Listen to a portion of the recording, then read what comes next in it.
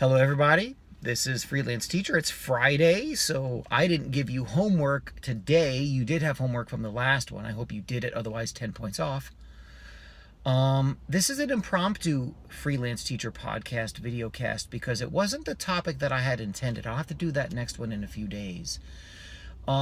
This one is, and I'm going to be careful about saying too many times because I'm falling into some bad speech habits.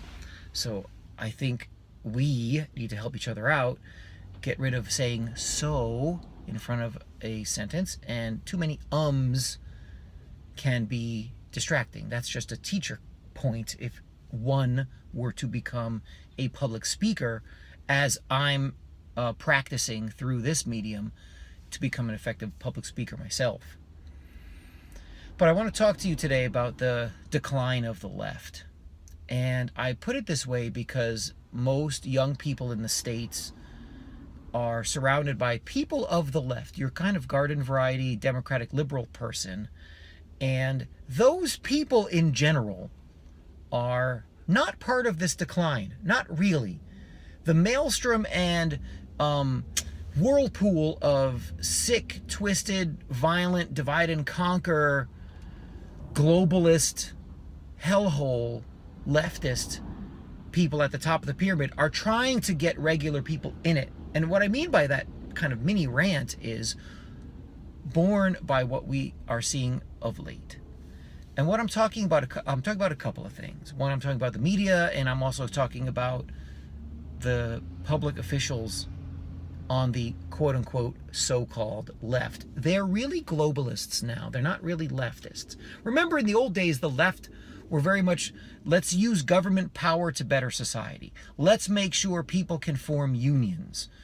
And if unions are illegal in a certain place, let's get the legislature to make sure that unions can exist, that they don't get bothered. The union thing was very, very big in the old days. I'm talking about private unions, not just public sector unions like my teacher union that I'm in. I'm talking about the carpenters union and waiters and truck drivers and airline pilots.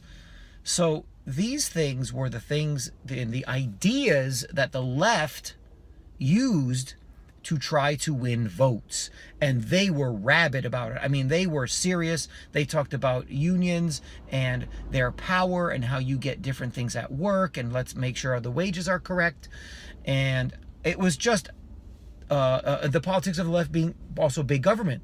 Let's use government to do this. We have these issues. Here's a plan we can do. Now, I don't agree with those things. I think government is a way to get things done. But the trade-offs are, in my opinion, are way too severe. A freer society, a free market, is also not perfect. There are trade-offs there too. I just think the trade-offs are more palatable. And this was the battle of ideas. And the left came to the table with ideas, and the right, and again, I'm using left and right just as generalities. There are different gradations of both sides. But it was a fierce battle of ideas. Those days are over. I'm not sure why this is the case, but what today would be called the left, and I'm mainly talking about the Democratic Party, really seems intent on divide and conquer plus violence. I'm just saying this because of what I'm seeing. You have a clip out of late, within the last couple of days, Eric Holder, a Stuyvesant graduate who should know better, talking about current political climate and affairs going on today.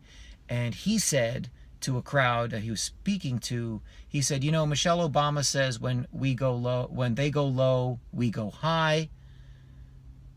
He said, no, that's not right. When they go low, we kick them. Now, I understand that's kind of a metaphor. I get the metaphorical stuff. Everybody laughs.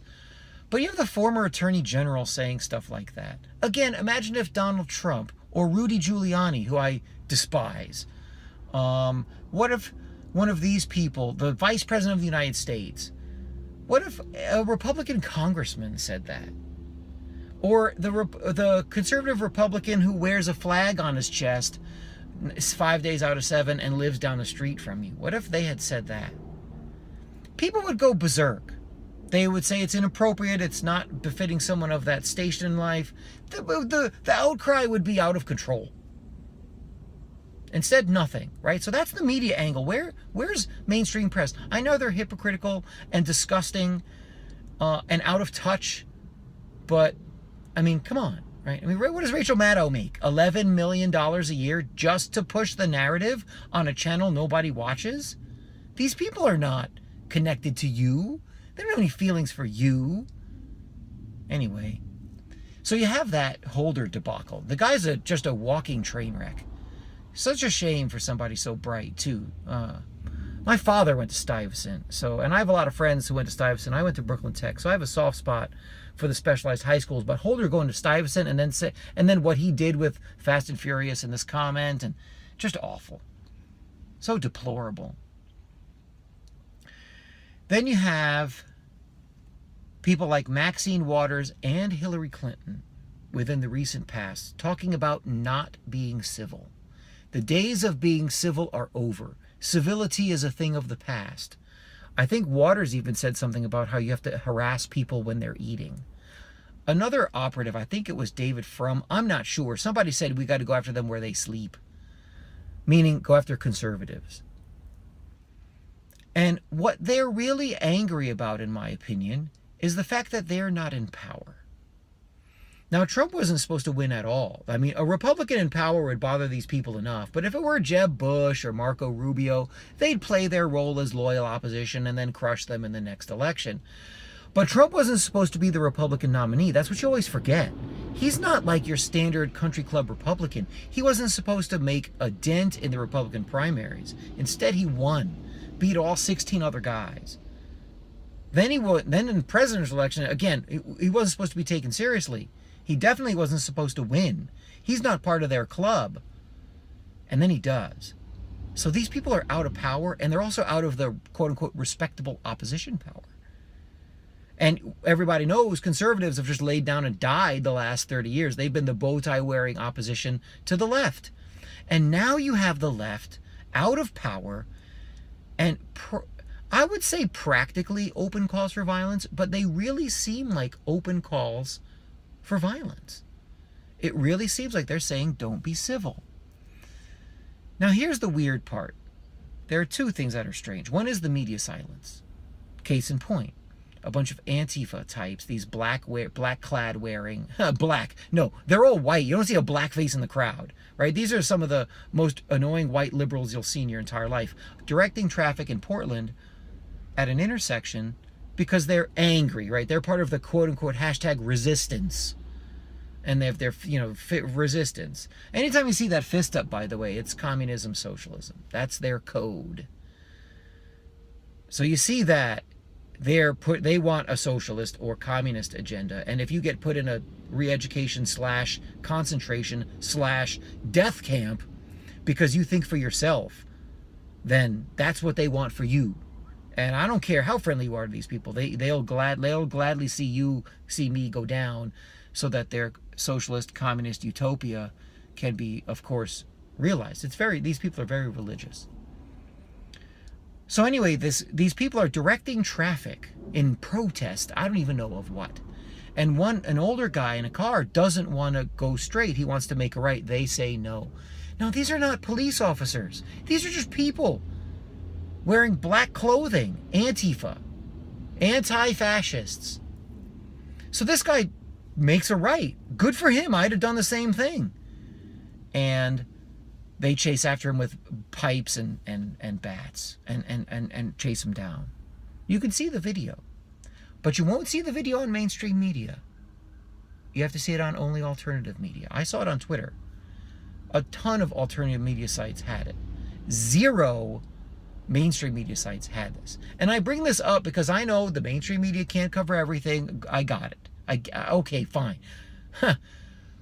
But it was nowhere, once it became news, nowhere to be seen on MSNBC or CNN or the New York Times. And yes, the New York Times tweets. Nowhere to be seen. Now imagine if it were a bunch of based conservative MAGA hat wearing cis-het white men. Did I say that right? The terminology gets so confusing.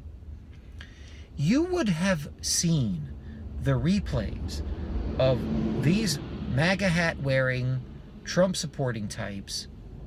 You would have seen it on every media outlet in the country for 5 days, maybe even a week. It would have been everywhere. It would have been ubiquitous. There would have been nonstop media chatter about it till the cows came home. Now you have this going on here. A person getting attacked just by anarchy-type thugs. Not cops, no special dispensation, no legality to it at all, with intent to harm. And no media outlet would cover it. Now you should ask yourself, why? I'm a broken down English teacher in the bad neighborhood, and I know what happened. And I don't spend a lot of time on Twitter or YouTube or Facebook. Not anymore. But I know what happened. And the mainstream media outlets don't? Correct me if I'm wrong. Put something in the comments if the mainstream media covered this event, because I didn't see it. And that should tell you something. Why are they not calling these people out and saying that's bad? Why are they not calling out public officials? We don't need any more civility, they're saying. Clinton, Maxine Waters, Eric Holder. The days of civility are over. Very violent type of rhetoric. And I just noticed it. I'm not a big tough guy, but I don't consider myself a weak person. I'm not intellectually weak, right? I don't get physically nervous, but in certain situations, if I'm like in a place where I'm going to be uncomfortable, that doesn't happen very often, if at all. But I see this kind of chatter, and it just makes me take notice. They're willing to have divide and conquer. And I'm talking about dividing and conquering us. The regular people are nothing to these people. And how do I know that? Well, think about it carefully. They know that a lot of rural America, flyover states, white people, black people in Missouri, in the deep South, in Virginia, look at a place like Vermont or New Hampshire. These places have constitutional carry. The entire West and Midwest. These are very gun-friendly states. Many of these places are majority white. You're going to divide and conquer a conservative neighborhood isn't going to let you stomp on them or chase you. They're not going to those people are not going to allow themselves to be chased by an angry mob wielding pipes. Someone in West Virginia will pull out a weapon. Someone in Texas will pull out a weapon.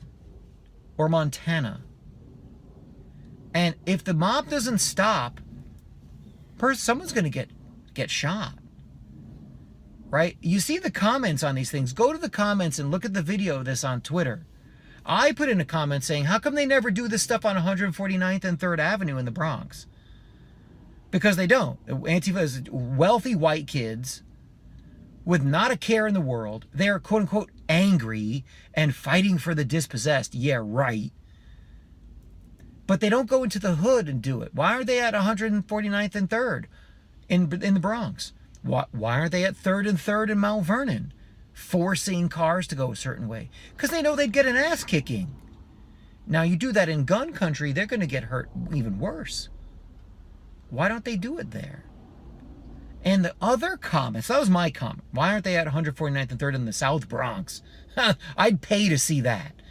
I'm giving Antifa an open invitation to go to the South Bronx and start directing traffic. You got to let me know, please, people, if you're going to do that.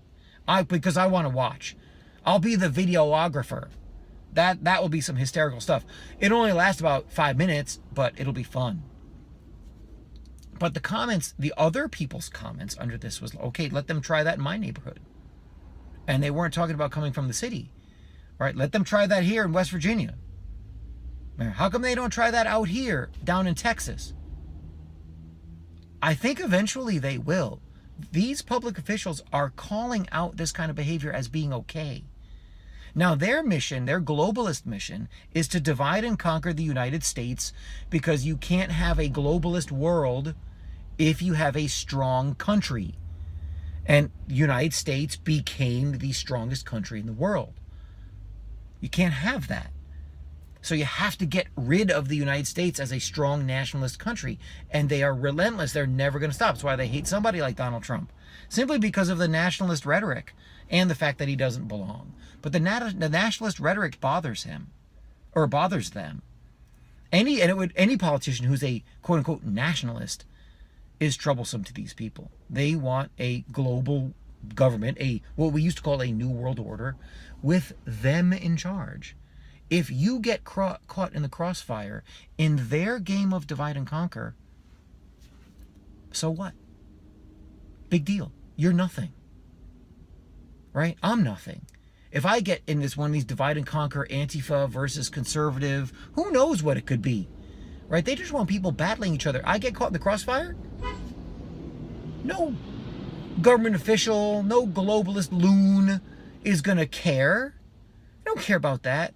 They care about being in power. And there's always a few of you out there, you listen to the Eric Holder stuff, and he talks about, and he's angry that they're in power. He's ostensibly talking about conservative Republicans, but he's really talking about Trump and his crew. He's angry that they're in power and he and his crew are not. That's the problem. It's not a battle of ideas like it was in the old days. It's not a battle of, well, we need a larger government, we need to solve problems. No, we need a free market, we need to go back on a gold standard. No. They just want power. That's really all this is about. All the other stuff is just chatter. They want to be powerful, and in order to do that, they need the rabble snapping and sniping at each other. And now they seem to be calling out for violence. And that should really wake you up. That you are nothing to them. You do not matter. Don't think that if you're a Republican conservative, the top of the Republican Party is going to fight for you. Or if you're a liberal Democrat, that the globalist liberal Democrats are going to be worrying about you. No. They never have and they never will. They want to be in control. And right now, the guy in the White House is bothering them in a lot of ways. So in my opinion, they've dialed up the divide and conquer rhetoric to a level I've never seen. This is new to me. So anytime you see somebody saying we don't need to be civil anymore, you should ask yourself, why are they saying this? Who are they? What possible reason would they have to have regular people being uncivil to each other?